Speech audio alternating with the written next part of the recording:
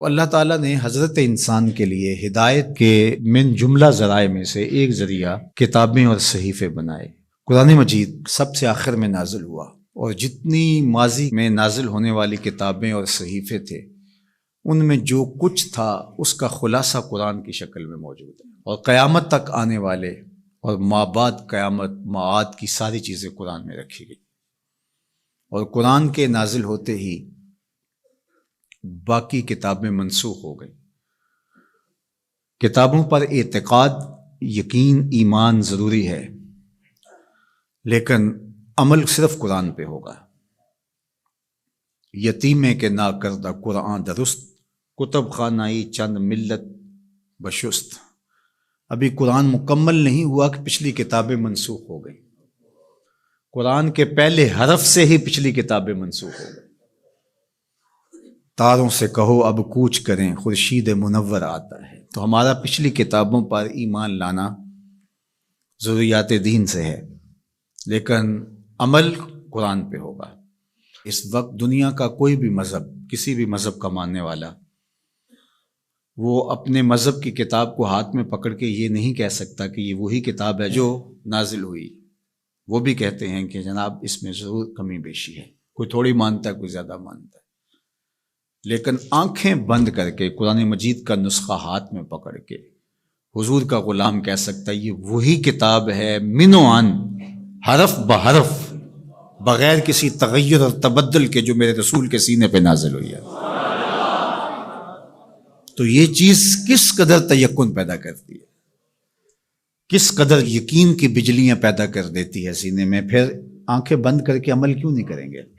کتاب پر ایمان لانے کا مطلب پوری کتاب پر ایمان لانا، اس کے تقاضوں پر ایمان لانا، اس کے احکام کو ماننا، اور اس کے نواہی سے اجتناب کرنا، یہ تقاضا ہے اس ایمان کا۔ تو یہ نہیں کہ جو چیز سمجھ میں آئے، پسندیدہ ہو، نفس پر شاک نہ ہو، نفس کو مرغوب ہو، محبوب ہو، اس پر تو عمل بھی ہو، اس پر بات بھی ہو، اور جو چیز نفس پر شاک ہو تو اس کو جو ہے وہ چھوڑ دیا جائے۔ تو یہ ایمان کا مفہوم نہیں ہے۔ ایمان کا مفہوم یہ ہے کہ پوری کتاب پہ ایمان لایا جائے۔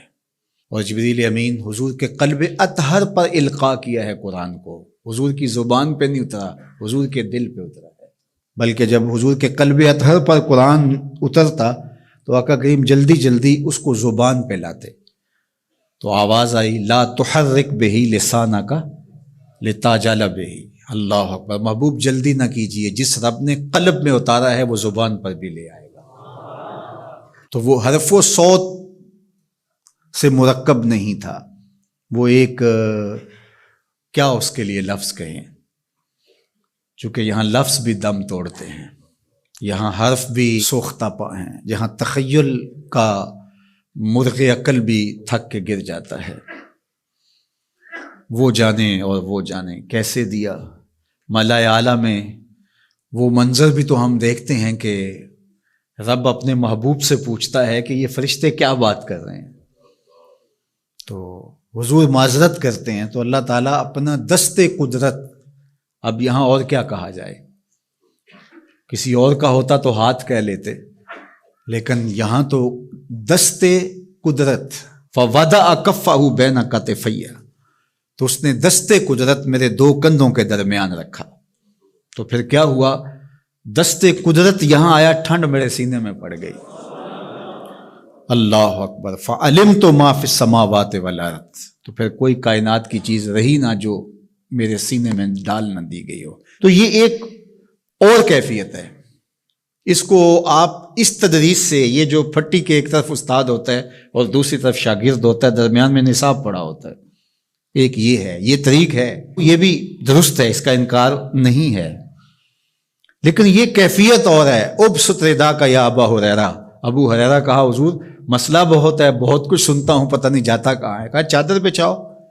اللہ اکبر، مسئلہ کیا ہے مجھے یاد نہیں رہتا، کہا چادر بچھا لو۔ ابو ہریرہ رضی اللہ تعالیٰ عنہ چادر بچھا لیتے، حضور ایسے کچھ بھرا اور ایسے ڈال دیا، کہا اس کو سمیٹ لے اور سینے سے جوڑ لے۔ حضرت ابو ہریرہ فرماتے ہیں اس کے بعد میں بھولا نہیں ہوں۔ تو وہ کیا ڈالا تھا جو ایسے ڈالا تھا؟ اللہ اکبر۔